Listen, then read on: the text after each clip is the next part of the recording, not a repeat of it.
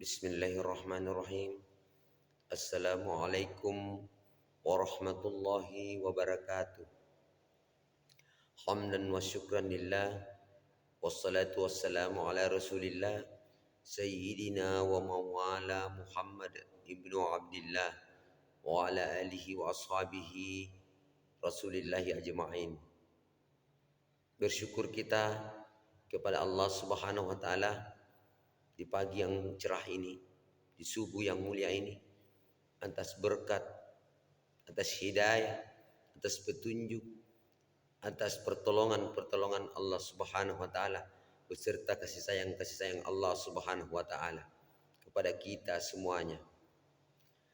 Bersalawat kita kepada baginda Nabi kita Muhammad sallallahu alaihi wasallam. Semoga dengan memperbanyak salawat kepada beliau, kita termasuk dengan golongan hamba-hamba Allah subhanahu wa ta'ala, termasuk umat-umat akhirul zaman, umat Muhammad sallallahu alaihi wasallam yang mendapatkan syafaat dari beliau di yaumil qiyamah nanti. Amin, amin ya rabbal alamin. Judul ceramah kita di kajian subuh kita pada pagi yang berkah ini adalah tentang kesabaran yang sangat luar biasa. Kesabaran yang sangat luar biasa itu berarti kesabaran tingkat-tingkat tinggi yang diberikan Allah subhanahu wa ta'ala sebagai ujian yang akan kita hadapi di permukaan dunia ini. Kesabaran tingkat tinggi itu yang sangat luar biasa itu diberikan ujian-ujiannya itu lewat nabi-nabi Allah subhanahu wa ta'ala, lewat manusia-manusia pilihan, lewat hamba-hamba Allah subhanahu wa ta'ala, termasuk umat-umat Nabiullah Muhammad sallallahu alaihi wasallam di akhir zaman ini yang menghadapi ujiannya itu sangat luar biasa dalam kehidupan sehari-harinya. Masya Allah, tabarakallah. Ujian yang sangat luar biasa itu, para pemirsa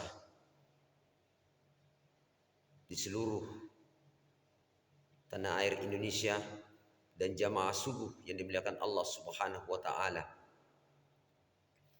Ujian yang sangat luar biasa itu ujian yang tingkatan-tingkatan istimewa, tingkatan-tingkatan tingkat tinggi itu diberikan kepada nabi-nabi Allah subhanahu wa ta'ala. Di antaranya diberikan kepada Nabiullah Adam alaihissalam. Nabi Adam alaihissalam awalnya tinggal bersama istrinya Siti Hawa di dalam surga yang penuh kenikmatan atas karunia dari rahmat Allah subhanahu wa ta'ala. Nabi Adam alaihissalam ditipu oleh iblis la'natullah alaih, disuruh mendekati buah khuldi oleh iblis, diberikan janji-janji palsu, diberikan janji-janji manis oleh iblis la'natullah alaih. Apa yang terjadi setelah Nabiullah Adam alaihissalam memakan buah khuldi itu bersama dengan istrinya Siti Hawa, maka tersingkaplah seluruh baju pakaian mereka. Allah murka kepada Nabiullah Adam alaihissalam bersama istrinya Siti Hawa. Lalu Allah memerintahkan kepada Nabiullah Adam alaihissalam untuk meninggalkan surga. Artinya Nabiullah Adam alaihissalam bersama istrinya diusir dari surganya Allah subhanahu wa ta'ala karena iblis la'natullah alaih. Berarti iblis la'natullah alaih ini adalah musuh yang nyata bagi manusia. Jadi kalau ada orang yang hanya kerjanya meremehkan seseorang, hanya dirinya yang dinilai baik, tidak ada kebaikan-kebaikan lagi kepada saudara-saudaranya, itu berarti ada dalam hatinya sifat iblis la'natullah alaih. Kalau ada manusia Kalau ada orang yang hanya kerjanya mau mengadu domba, mau memfitnah saudara-saudaranya, yang tadinya saudaranya itu akur, datang dia memberikan kabar-kabar palsu, alamat-alamat palsu, janji-janji manis, ini dan itu kepada saudaranya yang tadinya akur, karena mendengarkan satu perkataan tadi awalnya baik, datang memberikan pengaruh ini. Yang kawannya iblis ini manusia tapi berkawan dengan iblis, karena dalam hatinya itu ada sifat iri hati, dengki, hasad, mata-mata yang kotor, hati-hati yang dusta. Karena dikatakan dirinya itu benar, saudara-saudaranya itu tidak ada apa-apanya. Masya Allah, tabarakallah. Allah sangat membenci orang yang semacam ini. Allah sangat murka dengan manusia seperti ini. Allah sangat membenci orang-orang yang sering ada niat dalam hatinya mau meremehkan saudara-saudaranya. Karena Allah Subhanahu wa taala berfirman dalam Al-Qur'anul Karim yang bunyinya auzubillahi minasyaitonir rajim, bismillahirrahmanirrahim. La yaskhar qaumun min qaum, yang artinya janganlah suatu kaum, janganlah seorang manusia, janganlah seorang hamba Allah menghina saudara-saudaranya yang lain. Janganlah suatu manusia menghina manusia lainnya. Janganlah seseorang menghina saudara-saudaranya yang lain.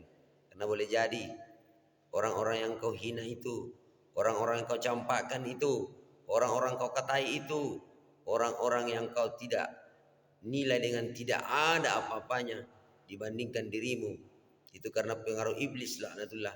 Sesungguhnya engkau termasuk dari golongan iblis yang nyata, yang Allah sangat membencimu. Sebelum ajal menjemputmu, maka sadarlah wahai saudaraku, karena hidayah itu datang kalau kita berusaha untuk menjemputnya. Dari tadinya masalah-masalah diberikan itu baik-baik saja, sempurna-sempurna saja, berbaikan dengan saudara-saudaranya, datang lagi membawakan kabar-kabar gembira kepada tetangganya yang tadinya akur, datang memberikan kabar-kabar palsu, alamat palsu, dan lain-lainnya, semua serba palsu. Akhirnya bisa begaduh, bisa bertengkar. Nah, inilah rusaknya hati seorang insan, manusia yang memiliki mata-mata kotor, hati-hati yang dusta, ucapan-ucapan kotor, lidah-lidah kotor. Karena itu adalah pengaruh iblis yang nyata. Dalam Al-Quran dijelaskan oleh Allah Subhanahu wa taala. Allah Subhanahu wa taala berfirman dalam Al-Quran, A'udzubillahi minasyaitonirrajim, bismillahirrahmanirrahim. Innasyaitana lil insani aduwwum mubin. Sesungguhnya syaitan dan iblis itu adalah musuh yang nyata bagi manusia. Lengkap sudah di dalam karakter-karakter iblis ini. Seluruhnya ada sifat iri hati, ada dengki, ada hasad, ada sombong, ada riya, ada takabur, ada ujub, ada meremehkan orang lain. Dirinya dianggap benar iblis itu, dirinya dianggap tinggi, orang lain tidak ada apa-apanya. Jadi kalau ada watak-watak manusia, karakter manusia seperti ini, semisal ini, berarti orang itu sudah termasuk dari golongan iblis, la'natullah alaih, na'udzubillahi min zalik. Ujian-ujian tingkat tinggi itu diberikan kepada nabi-nabi Allah Subhanahu wa taala, termasuk dari Nabi Adam alaihissalam, termasuk dengan nabi-nabi ke-24 nabi yang lainnya, sampai kepada Rasulullah sallallahu alaihi wasallam. Rasulullah sallallahu alaihi wasallam di waktu hidupnya beliau penuh dengan derita, penuh dengan air mata, penuh dengan perjuangan, penuh dengan pengorbanan, penuh dengan duka, penuh dengan linangan air mata, penuh dengan cacian Rasulullah Muhammad sallallahu alaihi wasallam. Bersyukur kita kepada Allah Subhanahu wa taala karena keberkahan dari Nur Muhammad, dari beliau baginda Muhammad Rasulullah sallallahu alaihi wasallam, sehingga agama Islam ini kita bisa rasakan, kita bisa nikmati sampai saat ini. Hasilnya dari perjuangan beliau tercinta Rasulullah Muhammad sallallahu alaihi wasallam. Difitnah, dicaci maki sampai pelipisnya berdarah waktu berjalan di gurun pasir yang sangat panas, dilempari sama orang-orang Quraisy. Menangis Jibril alaihissalam, ya Muhammad, jikalau darahmu menetes sekali lagi, akan kubuat bukit ini hancur luluh kepada orang Taif itu. Apa kata beliau? Jangan ya Jibril, sesungguhnya orang-orang Taif itu belum faham. Kalaupun dia sudah faham, nanti semoga anak cucu keturunannya ada yang beriman kepada Allah Subhanahu wa taala. Jadi kalau ada orang yang menyakiti kita, kalau ada orang yang memfitnah kita, kalau ada orang yang meremehkan kita, cukup kita katakan alhamdulillahi rabbil alamin. Segala puji bagi Allah, Tuhan semesta alam. Jangan kita mau membalas, jangan kita mau memberikan balasan kepada orang yang menyakiti kita. Kapan kita membalas dengan menyakiti, itu sama halnya nilainya kita sebagai seorang hamba Allah tidak ada bedanya dengan watak-watak iblis laknatullah alaihi. Sungguh bahagia kita, berbahagialah kita jamaah subuh yang dimuliakan Allah Subhanahu wa taala. Kalau ada orang yang berusaha menyakiti kita di kehidupan kita, berarti seluruh amalan dia kita ambil sebagian. Setiap kita dicaci maki, diremehkan, maka berpindahlah amalan mereka itu kepada kita. Nanti habis amalannya nanti karena cacian-cacian dari lidahnya yang kotor. Akibat apa? Akibat iri hati. Sifat iri hati ini jamaah subuh yang dilakukan Allah Subhanahu wa taala. Nanti sifat iri hati ini akan dihancurkan oleh Allah Subhanahu wa taala nanti pada saat yaumul kiamah, pada saat terjadinya hari kiamat, baru dilululantahkan yang namanya sifat iri hati manusia. Makanya di saat Nabiullah Yusuf alaihissalam diberikan mimpi oleh Allah Subhanahu wa taala, Nabiullah Yusuf alaihissalam diberikan mimpi. Berkata Yusuf kepada ayahandanya Yakub, izqala Yusuf, berkata Yusuf, ya abati inni, duhai ayahku, Yakub tercinta, inni ra'aitu ahada asyara kaukaba wasyamsa wal qamar ra'aituhum li sajidin. Duhai ayahandaku tercinta Yakub, sesungguhnya aku melihat, kata Nabi Yusuf alaihissalam dalam Al-Quran surah Yusuf, sesungguhnya aku Yusuf, aku melihat 11 bintang, 11 matahari, bulan, semuanya sujud kepadaku. Apa kata Nabiullah Yakub, ayahanda Yusuf alaihissalam kepada Yusuf? Ya bunayya, wahai anakku tercinta Yusuf alaihissalam, la taqsus ru'yaka ala ikhwatika fayakidu laka kaida, inna syaitana lil insani aduwwum mubin. Jangan sekali-kali engkau, anakku duhai Yusuf tercinta, menceritakan mimpimu itu kepada saudara-saudara, karena dikhawatirkan jikalau mereka tahu saudara-saudara itu akan terjadi iri hati kepadamu. Inna syaitana lil insani aduwwum mubin. Itu lanjutan ayatnya di surah Yusuf. Sesungguhnya syaitan itu adalah benar-benar musuh yang nyata bagimu. Secara tidak sengaja, secara tidak sadar, bahwa seluruh kerusakan yang terjadi di alam semesta ini itu pengaruhnya ada pada pengaruh daripada sifat iri hati yang dimiliki seorang insan manusia di muka bumi Allah Subhanahu wa taala. Karena apa? Dari rayuan, alamat-alamat janji-janji palsu yang diberikan, dibisikkan-bisikkan telinga kita oleh iblis la'natullah alaih. Karena itu memang janji iblis waktu dilempar, diusir dari surganya Allah Subhanahu wa taala. Kata iblis, jikalau memang saya ya Allah, saya makhluk yang terkutuk, maka beri tangguh umurku sampai hari berbangkit. Maka berikanlah saya kekuasaan untuk menggoda anak cucu Adam, supaya ada yang menemaniku nanti di neraka jahanam. Ada nanti menemaniku, dibakar, dipanggang di dalam neraka yang menyala-nyala, yang bahan bakarnya manusia dan batu.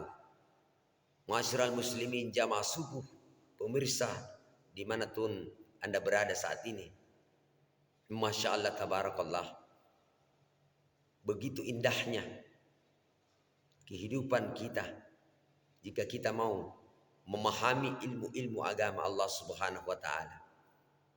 Bahagia hidup kita kalau kita memiliki pondasi di dalam kalbu kita, yaitu pemahaman-pemahaman agama yang baik.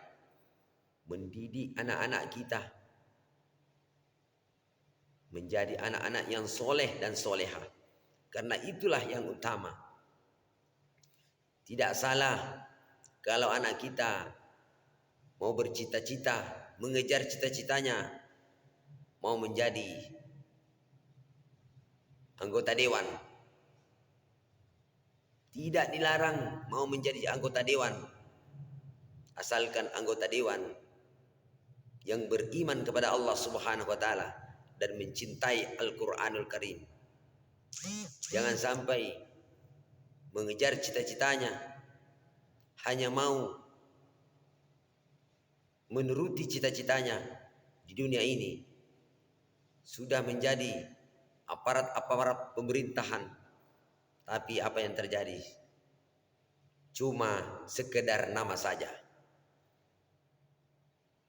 Jikalau punya kekuatan dengan jabatan kita, gunakan jabatan kita itu untuk menolong agama Allah Subhanahu wa taala. Jikalau memiliki suara yang indah, maka gunakan suara yang indah itu untuk menolong agama Allah Subhanahu wa taala. Memiliki harta yang banyak melimpah, maka gunakan harta itu untuk menolong agama Allah Subhanahu wa taala. Jikalau memiliki ilmu, gunakan ilmu itu untuk bisa bermanfaat dirasakan oleh manusia-manusia lainnya atas ilmunya. Gunakan ilmumu itu untuk menolong agama-agama Allah Subhanahu wa taala. Barang siapa yang menolong agama Allah Subhanahu wa taala, maka Allah Subhanahu wa taala akan menangguhkan kedudukannya di muka bumi ini. Barang siapa mengejar akhiratnya, maka dunia sujud kepadanya. Masya Allah tabarakallah. Dunia ini hanya sementara.